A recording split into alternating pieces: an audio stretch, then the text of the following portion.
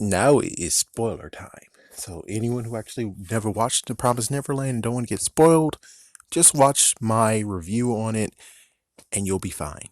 And it actually will be less time than this one is. But anyways, The Promised Neverland.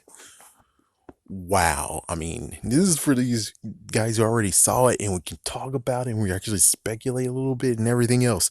So just wow, from the first episode all the way to the end. And it's like there's so many things you didn't see coming. They are good. This was good. You did great. Oh my gosh, they did great. From the first time, yeah, it's like they made sure. And thank goodness there are no who's a horrible one? I'll say Sony. Like for instance, if by some horrible way Sony was able to take this and make it live action, it's like Sony will freaking spoil the hell out of it where it's like you'll know exactly what will happen when you go into the movies. Meanwhile, we have people who are able to keep quiet and be very, very silent on what exactly is going on here. And this is what they did. It's like, for all you can tell from the freaking beginning part, and plus Toonami is a part of it too, you didn't see anything. You didn't know anything. All you know is just it's a bunch of kids, it's an orphanage, and well, later on it turns out it's not all what it seems, of course, when you watch it. First, when you watch it, you'll see poor old Connie, I think that was her name. She got taken and she was eaten alive right there at the coach. And it's like, what the fuck? It's like, oh my gosh. Yeah, they did that. And then now it's like, oh, we got to freaking break out, man. If they're eating us, we got to break the hell out of here. And then it gets to the point of where it's like they're going to train the kids. And after they train the kids, it turns out that they have a freaking leak in their freaking party. And then it turns out it's Ray. And it's like, what the fuck? Yeah, it's like Ray. And it's like, what the freaking F up, man? What the fuck? Yeah, so basically he's now saying he's a double agent and he has good reasons why, but also he wants to backstab Emma. It's like, yeah, we're gonna lie to Emma. We're just gonna all three of us are gonna go. Actually, it's not even all three of us. It's basically two of them are gonna leave. Or maybe I don't know. Ray has some plans of his own. It's like he has two plans. The first plan was we're gonna go all by ourselves. All three of us are gonna go by ourselves. And it's like, yeah, and leave all other kids. Or the newest plan is like, okay, new plan. We're all gonna go. We're all gonna be rescued, except well, there's still some that we don't know. And I'm gonna kill myself. Frick this shit. It's like, yeah, it's like I'm gonna go kill myself. Oh man. Yeah, then it gets stirred up when they decide to bring a sister up in this. So it's like, yeah, now it's two adults. And then it turns out that this is adult. And then it's amazing that it's like, okay, so in the infrastructure, the moms are actually chosen from the children themselves. And it's like, wow. Yeah, and she wants to become a mom so badly that she'll even backstab her own. Yeah, just to make sure that she's able to actually become a mom. And well, it turns out that like within two episodes later, she gets killed, and it's like, yeah, I didn't need her at all. And it's like, so let me get this straight. What you basically did was just try to shake things up so that you can pull it from the freaking. It's like, but she kind of screwed herself anyways because the sister was like, yeah, I'm cahoots with the kids, and if they actually escape, it will be cool. I'm fine with it. And then it's like, yeah, it's like amazing stuff of where she's like, yeah, but she had a secret plan just in case. And she left something for Norman. And it's like, freaking damn, man. It's like, freaking damn. And then we get to the one that's like, I can't wait anymore. I have to continue going. And well, it turns out that they wanted to just go through. The plan was to get to the wall, climb down from the wall and run. But then it turns out, oh my gosh, there's a cliff. And I know people are listening to the spoiler already most likely know that. I'm just saying for myself, it's like that is freaking damn crazy. Like, holy freaking damn crap. Yeah. And Norman decides to just say, fuck this. It's like, you guys needed information. I can't just run and then there was no information on what's over there on the wall. So he had to actually sacrifice himself. And it's like, my goodness. I thought they would make it. I thought they all would make it. If there was any questionable who wouldn't make it, it would be Ray. But it's like, no. And not to mention the fact of the mom is a freaking nutjob psychopath. It's like, holy frick, she broke freaking Emma's leg just to actually put intimidation in those kids. It's like, holy freaking damn hell. Oh my gosh. It's like it's well written. It's well written, especially when she goes to like give up. You want to give up. There's no escaping. No escape from Tweety's farm. It's like, yes, this technically is the human version of Chicken Run in a way. This is actually, really, actually, is the human version of Chicken Run. And that is funny as hell. The only difference is that there is no Rhode Island Red Rooster. Yeah. There was no random rooster that shows up out of nowhere. It's like, and they technically chickens do know, but it's worse because the chickens lay eggs as well. I don't know. I don't know what to say on that one.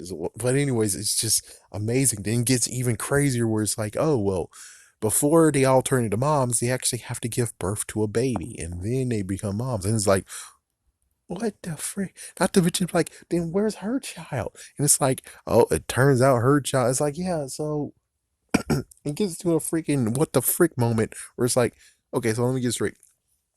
You gave birth to her child. She gets to have a child, but she doesn't know where it is. And what's even crazier is that you decide to actually be a sicko nut job and actually be like, oh, she's able to raise her own child within our children, but she doesn't know which one is hers. And it's like, so it gets even worse where it's like when they find out it actually is hers and her son is Ray. Holy frick. So no wonder she showed favoritism on him because he is her son. Holy frick. Yeah, now she actually is like, well, fuck this shit. It's like, I'm gonna kill him. It's like, oh my gosh, you're gonna actually really be able to kill your damn son? Oh my gosh. Oh my gosh. And of course, the freaking overlords, they don't really give a shit. It's like, they might even have the children with the moms, and the moms might not know that it's actually their child, and they're just selling them off. It's like, yeah, they don't know where their child is, but they know most likely in the end, their child is gonna get eaten, and whew, it it's like the last bit of the freaking series of season one. It just gets to the point of where it's like, holy crap, it was well written and everything. I would say maybe they could have took a piece of their ear instead of their whole entire ear, but okay, freak it. It's like, yeah, okay, freak it. Oh my gosh. Wow. It's like, yeah, this was amazing. Oh my gosh, this is freaking amazing. The only messed up part is again, Norman didn't make it. It's like, damn. And it was crazy. I was like, oh my gosh, the mom's gonna tackle Emma. Or the crazy part of where she goes to Emma and say, hey, I can put a good in word for you.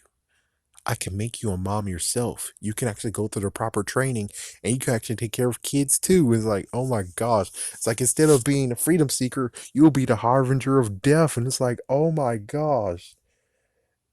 You freaking sicko.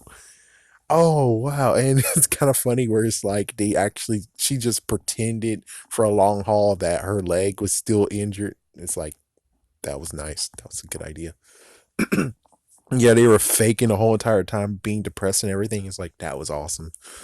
It's kind of funny. There was many times where I was like, I think Norman actually still is alive though. But how did he escape? It's like, yeah, and how they actually ate Norman instead of versus Connie. Connie, they just said, no, we can't freaking damn wait. We're gonna just eat right here. While Norman, on the other hand, which I guess I can understand now, where it's like there's different types. There's one's like bow down to the deliciousness, while one is like, I'm just gonna eat over here, right in the freaking corner, right in the freaking dirty alleyway.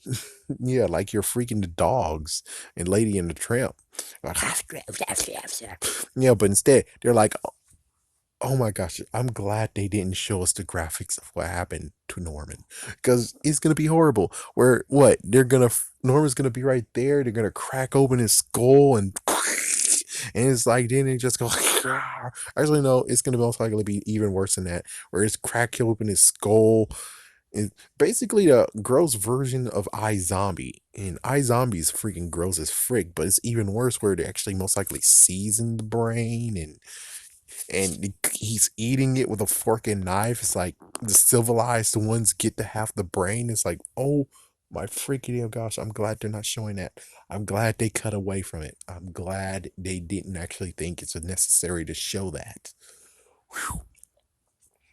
But let's just talk about season two, season just as a season. So if it's just 12 episodes period and they don't go on forward, they don't do anything, I think they actually told the story and the story ended very well. But I'm pretty sure they actually did set them up for season two. And season two can actually be very interesting from the fact of what was his name? Oh my gosh, let's just say little guy.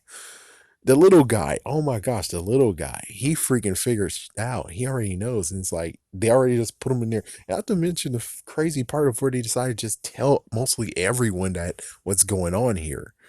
And it's like, wow. They just like, yeah, they just clued them in instead of just being like, no, we're not going to tell anyone. We're just going to keep it between us three. So the little guy actually knows about it. And the plan is now he's going to be the leader and he's going to actually be the second route. So the second time they do it, it's going to be a major jailbreak. Like, not only a jailbreak, like jailbreak part two, but what's even crazy is that they're going to break out everyone that's in the freaking facility as well. But the messed up part is like, yeah, within 2 years, right? So that means that all the ones in the other five, all the precious brains and good quality, I'm pretty sure that those kids are dying though. It's like, yeah, the older kids and the other ones are dying anyways. Yeah, so it's basically like they're gonna save every other generation besides the ones that are ripe for the picking, which kind of sucks, but at least the good news is that it's better to try later and have a full blown plan that you know how to break everyone out instead of the worst part of where it's like they'll just try to get the kids now. It's like they have to go into the other five compounds and just whisper them, be like, hey, this not how it seems. Come with us. And it's like not sure that they're able to even do any of that. I'm pretty sure they're not even able to actually make even more ropes and stuff because, well, yeah, you know. So that's Emma's plan is to come back for everyone and bust everyone out of all six of the bases as soon as they're actually able to, you know. The only messed up part about that is like, yeah, but still, there's many who actually will die before they actually come and save them, which is like, oof. And I guess it would be cool to actually see, like, we'll get to have the lifestyle what happened with the home, see it get rebuilt, see them actually still living, see the freaking head guy right there. And he's like, yeah, so he's basically counting down to 2 years, and he's most likely maybe will try to actually teach the kids how to do the everything else so they can actually free themselves. He might actually have to get two friends. He might actually tell them the truth, and ooh, that's gonna suck. Let's see anything else. And of course, we get to see the lifestyle of Emma and everyone else outside the base. It's like, what's the difference now? It's like they have to find food on their own. Did they actually find where the other humans are? It's like season two would be very, very interesting. And that would be cool. And of course, it's one thing I didn't even talk about in the other video for this is the fact of what about that intro? Yes, the intro music is very, very good, but it gets screwed over when it comes to being on Toonami or any American TV channel. It's like every single Japanese anime, and yeah, they do that. They do that for many other things. They do that for many other shows that are American too. It's like almost at one point they do kind of do it at some point, but the worst of all has to be the anime, where it's like the good news is that maybe they'll even allow the first ever episode to have the full blown intro, but then they decides to cut it so for time.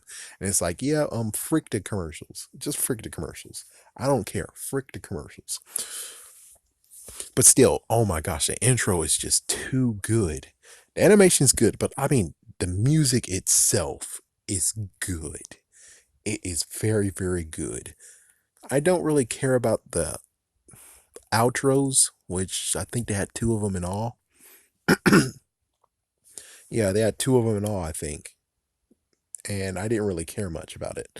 That's kind of the sad part. It's like, yeah, the outro doesn't really do much for me. Sometimes the intro does good, and then the outro does somewhat. It's like sometimes you'd never have like a double score of where it's like the intro is good, the outro is awesome. Let's even take Dragon Ball Z Kai. The very first, it's like if they actually did the right thing, which is take the English dub version. Good stop, don't stop, we're in love now. The one that was on CW. Take that intro, put that in the Boo Saga, and then you have the ending. They would have had a double whammy. But instead, they decided to keep the original Japanese one, which sucks ass. But the outro was good. The outro was very, very good. It just sucks that it's not actually a completed song. It's like, yeah, it's not even a completed song. It's like, yes, I would love to have it a full blown song that lasts like 3 minutes, but not really. But the intro for this one is awesome. Definitely one I would love to have in the MP3 player. Oh crap. Well, anyways, I gotta go. Like usual, the freaking laptop says the disk is full, and now I have to freaking fondle with it so I actually get to have 100%.